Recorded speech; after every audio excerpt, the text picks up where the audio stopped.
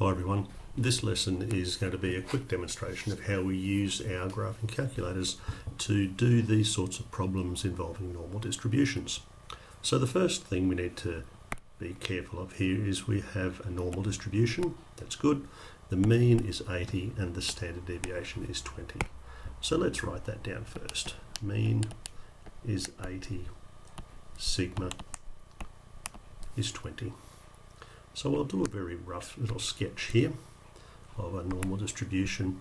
So there's 80. Now let's just mark off a couple of standard deviations on either side. There we go. That's x, and our vertical scale would be the probability density function. So find the probability that x is less than 100. So let's put a little dotted line here, and let's shade the area that's required. Now, we would be able to, well, we're not going to integrate the Gaussian function, way too hard. So what we will do is we will simply state the probability that x is less than 100. Now this is where we get our graphing calculator out. Using the statistics app, we go into F5 distributions, F1 for the normal distribution, and now we're trying to find an area between boundaries, so we'll use the cumulative one. Now the lower limit, well, it really would be negative infinity. I don't have negative infinity on the calculator, so I'll put a very large negative number. I hope that doesn't upset my calculator. The upper limit is 100.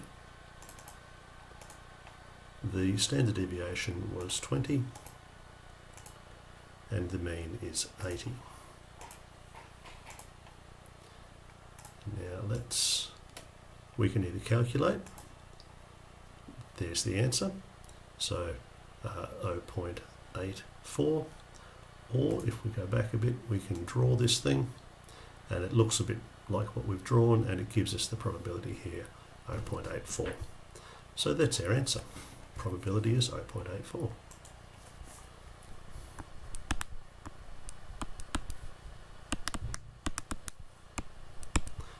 And let's just make a note that we used our graphic calculator there. So it really shouldn't be much of a surprise.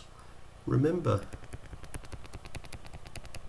that the area on the left-hand side of the mean is 0.5, and because our standard deviation is 20, then this area here is 0.34, as we saw in our previous video, giving us the total of 0.84.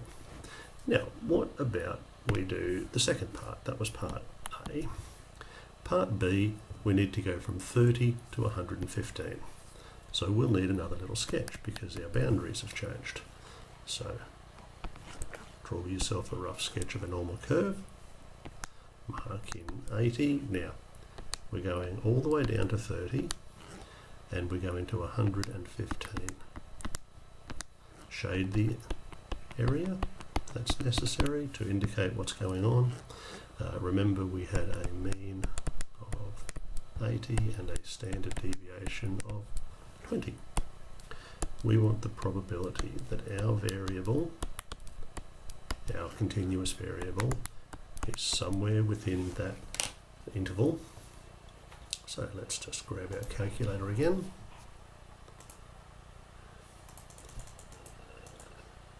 Our lower bound this time is 30, and the upper bound is 115. Then still 20 and still 80, so we're good there, and we just come down to calculate. We've got 0.95. That area, 0.95 from the graphic calculator. Why did I write that backwards? Graphic calculator. And it's as simple as that.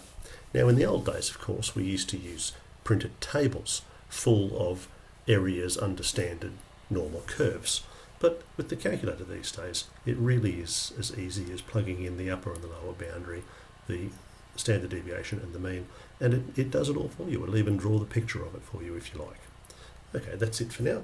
Thanks for watching.